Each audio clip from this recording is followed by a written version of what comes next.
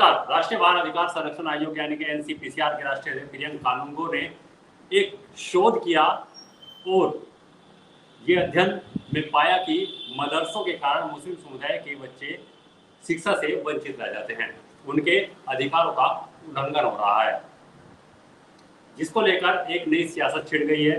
मदरसों को बंद करने की बात आयोग में कही गई है। उन्होंने मुख्य सचिव को पत्र भेजकर ये कहा है कि मदरसे बंद होने चाहिए। इस पर बात करने के लिए हमारे साथ मौजूद हैं आरिफ सिद्दीकी साहब। जो वो लोग हमारी चिंता ना करें जो जिनसे अपने ही घर नहीं संभाले जा रहे हैं, जिनसे अपना ही समाज नहीं संभाला जा रहा है। देखा आपने हरियाणा के फरीदाबाद के अंदर क्या हुआ, एक लड़के को मुसलमान समझ करके, गोर कशी करने वाला समझ करके उस लड़के को मार दिया। और जब उससे पूछा गया कि तुमने इसे क्यों मारा, तो उसने बताया, तो उसने कहा कि हम तो इसे गौकशी करने वाला समझ रहे थे, हम गौ रक्षक थे। अब आप मुझे ये बताइए, ये लोग गौ रक्षक है या ये गांव के नाम पे गुंडागर्दी करने का काम कर रहे हैं? बताइए आप मुझे। तो ये इसी तरह से क्या ये हमारी धर्म की भी चिंता करना चाहते हैं? तो बताइए, आपको ऐसा लगता है कि ये जानबूझकर मुसलमानों के ऊपर प्रहार करना चाह रहे हैं? मुसलमानों के ऊपर प्रहार हो रहा है। और इसके ऊपर मुझे एक शेर याद आ रहा है, अल्लामा इकबाल, जिन्हें हिंदुस्तान के अंदर ही नहीं बल्कि पूरी दुनिया के अंदर उर्दू अदब का सबसे बड़ा पॉइंट माना जाता है, सबसे बड़ा शायर, सबसे बड़ा इंसानियत की चश्मे से देखने वाला नजरिया और सबसे बड़ी नजीर इंसानियत के नाम पर अल्लामा इकबाल, जिन्होंने ये भी कहा था कि सारे जहां से अच्छा हिंदोसिता हमारा, हम बुलबुले हैं इसकी ये गुलसिता हमारा, मजहब नहीं सिखाता आपस में बैर रखना, हिंदी है हम वतन है हिंदोसिता हमारा। अल्लामा इकबाल ने कहा है, भुला के नौगिरी, नौगिरी का मतलब होता है कि गम।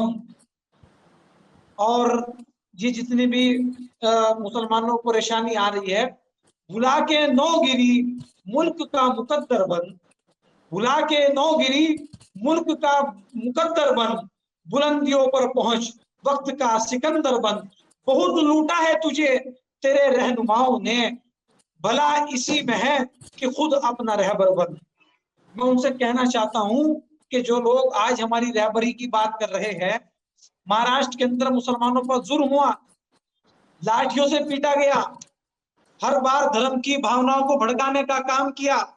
अब महाराष्ट्र के अंदर चुनाव आ रहे हैं, तो महाराष्ट्र के मुख्यमंत्री ने मदरसों के शिक्षकों का 3% वेतन बढ़ाने का काम कर दिया। 3% उनकी सैलरी बढ़ाने का काम कर दिया, क्योंकि ये भारतीय जनता पार्टी के लोग बहुत ज्यादा शातिर है। इन्हें पता है कि महाराष्ट्र के अंदर बिना मुसलमानों के जीत नहीं सकते हैं ये लोग, इसलिए वहां पर इन लोगों ने मुस्लिम प्रेम इन लोगों का जागने का काम हो गया। तो अनिल भाई, ये हिंदुस्तान, ये जो प्रियंक कानूनगो है, राष्ट्रीय बाल अधिकार संरक्षण आयोग के जो राष्ट्रीय अध्यक्ष हैं प्रियंक कानूनगो, इन्होंने ये, इनका कहना ये है कि पिछले 9 साल से ये लोग अध्ययन कर रहे हैं और इन्होंने शोध भी किया है कि जो मदरसे में पढ़ने वाले मुस्लिम समुदाय के बच्चे हैं वो कहीं ना कहीं शिक्षा से वंचित रह जाते हैं और जो उनके अधिकार है उनके अधिकार को छीन लिया जाता है। सुनिए मेरी बात, ये बात कहते हुए मुझे कोई गुरेज नहीं हो रहा है। चाहे आपका समाज हो, चाहे मेरा समाज हो, चाहे दलित समाज हो, देखिए पांचों उंगलियां एक साथ नहीं होती है, ठीक है? मुसलमानों के अंदर एपीजे अब्दुल कलाम आजाद जैसे भी महान व्यक्ति हुए हैं, मुसलमानों के अंदर मौलाना आजाद जैसे भी महान व्यक्ति हुए हैं, मुसलमानों के अंदर अशफाक उल्लाह खान जैसे भी महान व्यक्ति हुए हैं, मुसलमानों के अंदर वो भी महान व्यक्ति हुआ है जो पाकिस्तान के अंदर घुस करके टैंकरों से पाकिस्तान को नेस्त नाबूद करने का काम कर दिया, जिसका नाम वीर अब्दुल हमीद था। मुसलमानों के अंदर मौलाना हुसैन अहमद मदनी जैसे भी लोग हुए हैं। तो ये पांचों उंगली एक साथ नहीं होती है।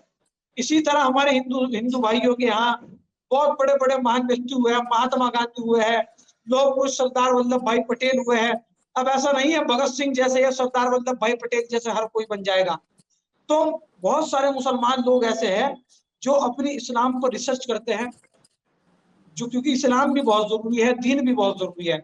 और बहुत सारे मुसलमान भाई ऐसे भी है कि जो ये बयान दे रहे हैं, अगर उनके बराबर में इन्हें बिठा दिया जाए तो ये भागते हुए नजर आएंगे, जो नॉलेज और इस्लाम की व्याख्या की बात करने का काम कर रहे हैं। तो मैं इसीलिए कहना चाहता हूँ, उनका कहना यहाँ तक है कि मदरसा बोर्ड उस उद्देश्य को पूरा करने में बिल्कुल पूरी तरह से विफल है जिसके लिए उसकी स्थापना की गई थी। यानी कि आप समझ सुनिए रहे हैं, उनका कहना है कि सुनिए उद्देश्य सुनिए सुनिए अनिल भाई, इन्होंने भी एक बयान दिया है कि मुसलमान मदरसे बंद कर दिए जाए। देखिए, ये आजाद हिंदुस्तान है, ये बयान दे सकते हैं। कभी हमारे मदरसे के ऊपर बयान देंगे, कभी वो मलऊन, वो जाहिल, वो जपट, वो यति नरसिंहानंद जिसने मां सरस्वती का भी अपमान किया है, कि उसके उस जाहिल जैसे नाम के आगे उसका सरनेम सरस्वती लगा हुआ है। उसने मां सरस्वती की भी जरा सी भी लाज नहीं रखी कि उसके नाम के आगे सरस्वती लगा हुआ है। उसका नाम यति नरसिंहानंद है, उसने इस बात की भी लाज नहीं रखी, और वो प्रॉफिट मोहम्मद मुस्तफा सल्लल्लाहु अलैहि वसल्लम के बारे में अपशब्द कहने का काम कर रहा है। तो मैं इसे ये समझूं कि हमारे हिंदू भाइयों के यहाँ ये मलाउन है? और मैं तो हिंदू भाइयों के यहाँ सल्यूट करता हूँ, अपने हिंदू भाइयों को सल्यूट करता हूँ, आप जैसे भाइयों को, कि जिन्होंने उठ करके मुसलमानों से ज्यादा विरोध इस मलाउन का करने का काम किया। ये इस्लामिक स्कॉलर, सबसे बड़े विद्वान, सबसे बड़े इंसानियत के पुजारी प्रॉफिट मोहम्मद के बारे में ये कह रहा है। वो तो ये कभी अम्मा पहले भी आयशा इस के तरह के ऊपर बयान देते कहता है, रहे हैं। 50 कभी से ज्यादा हजरत उनके अली ऊपर के ऊपर एफआईआर कहने दर्ज का हुई है। काम करता है, कभी हजरत अबू बकर के ऊपर कहने का काम करता है। बताइए इसका इलाज कब होगा? 50 से ज्यादा मुकदमे उनके ऊपर दर्ज है। वो पहले भी इस तरह के बयान देते रहे हैं, ये कोई तो नई ऐसे बात नहीं आदमी है। को तो फांसी देनी चाहिए ना, जो 50 से ज्यादा जिस आदमी के ऊपर मुकदमे दर्ज है, और अब भी ऐसे उनको आदमी को गिरफ्तार कर फांसी दिया गया देनी है। चाहिए। और मेरी बात सुनिए, मैं ये नहीं कह रहा हूँ यदि नरसिंहाना को दीजिए। अगर कोई मुसलमान राम जी के ऊपर कोई टिप्पणी करता है, अगर कोई मुसलमान हनुमान जी के ऊपर कोई टिप्पणी करता है, तो उसे भी फांसी की सजा होनी चाहिए हिंदुस्तान के अंदर। कोई किसी की धार्मिक भावनाओं को भड़काने का काम करता है।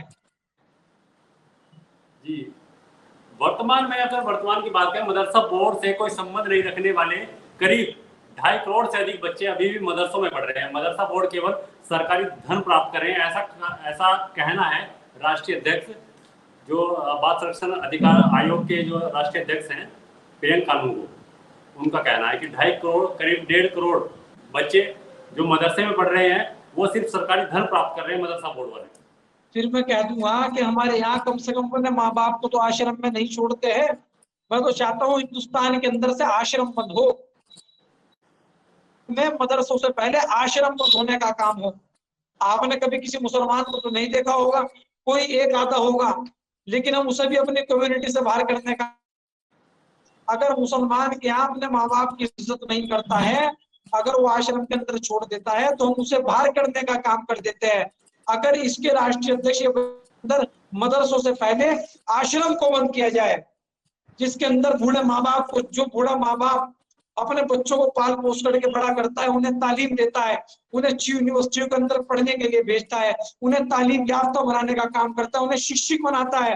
क्या इसी वजह से बनाता है कि जब वो बड़े हो जाएंगे तो बेटा और उसकी बहू जो है उसे आश्रम के अंदर छोड़ जाएंगे?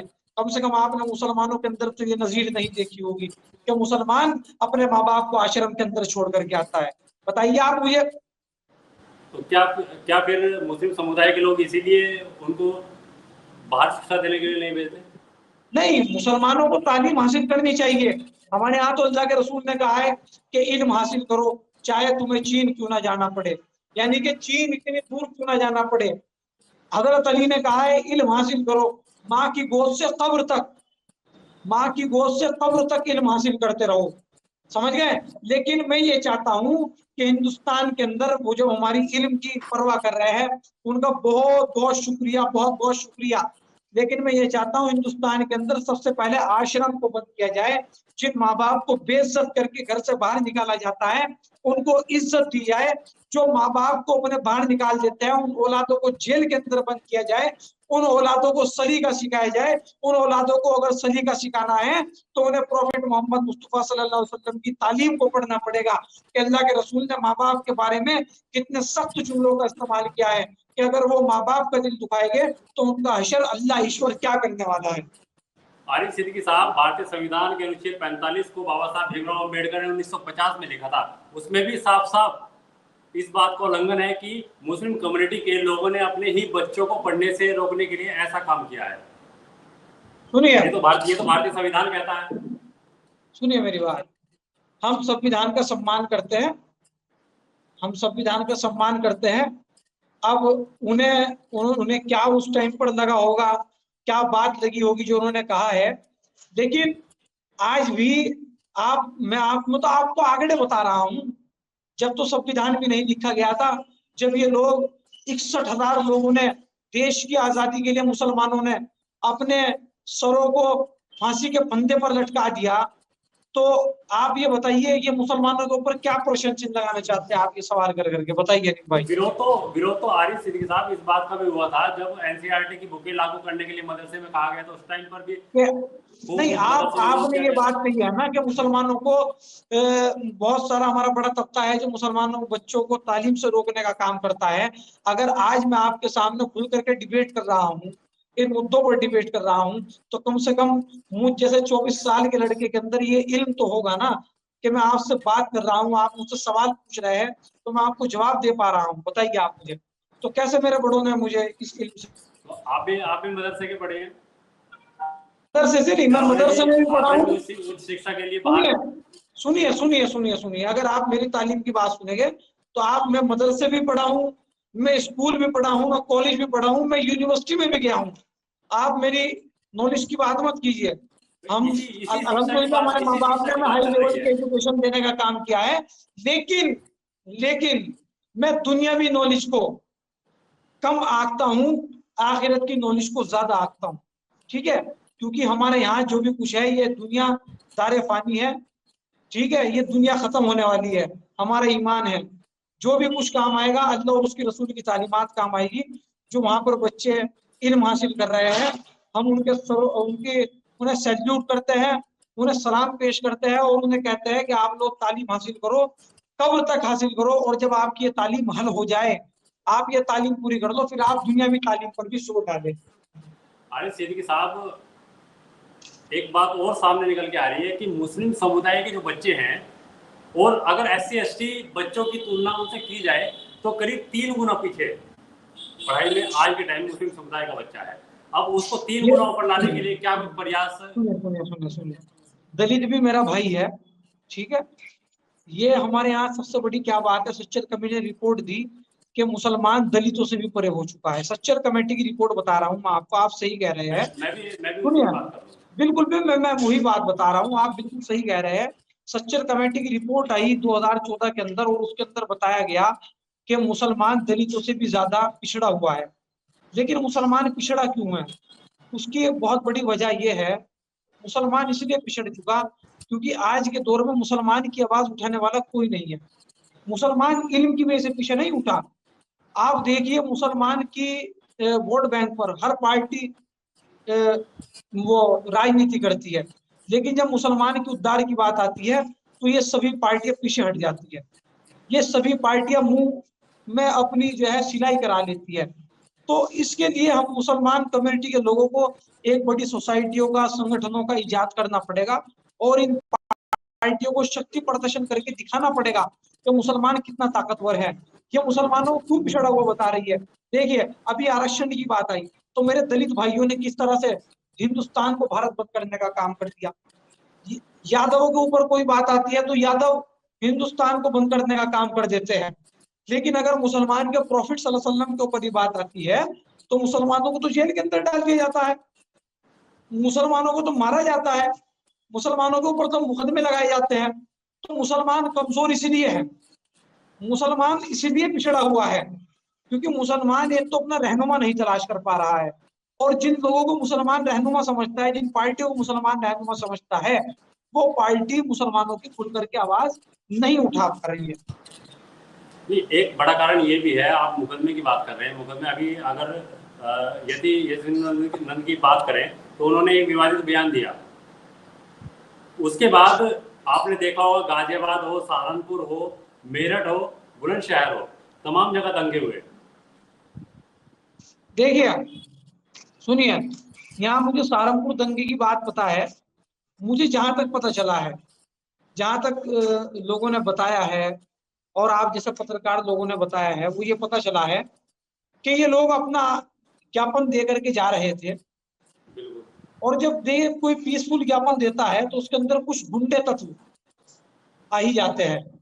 तो कुछ गुंडे तत्व लोगों ने प्रहार किया है, उसके अंदर पत्थरबाजी की है, जिसके अंदर कुछ नाजायज लोगों को फंसाया जा रहा है।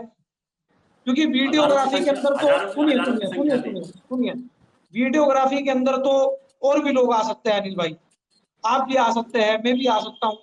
मैं परसों ज्ञापन देने के लिए जा रहा था, तो हमारे दोस्तों के अंदर बात हुई कि भाई ज्ञापन देने चले। मैंने कहा भाई 5-6 बंदे चलते हैं, तो लोगों ने कहा कि नहीं भाई ज्यादा से ज्यादा बंदे चलेंगे, हमारा शक्ति प्रदर्शन है, अल्लाह के रसूल की बात पर नाम पर बात है, तो फिर इसमें ज्यादा से ज्यादा बंदे चलेंगे उनकी इज्जत और नामूस के लिए।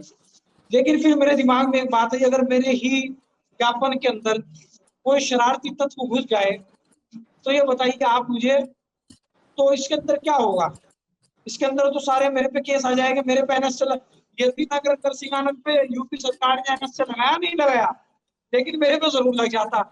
ठीक है, मेरे पे जरूर लग जाता एनएस से, एक प्रोटेस्ट की वजह से। दूसरी बात, मैं अपने मुसलमान भाइयों से भी कहना चाहता हूँ, देखिए दरोगा की कोई हैसियत नहीं होती है।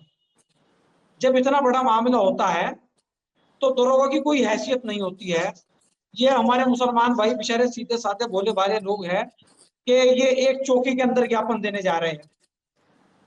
इन्हें ज्ञापन देना था तो कम से कम डीएम साहब के यहाँ देते, कप्तान साहब के यहाँ देते ये लोग ज्ञापन, सिटी मजिस्ट्रेट साहब को देते, एसपी सिटी को देते, या सीओ साहब को देते।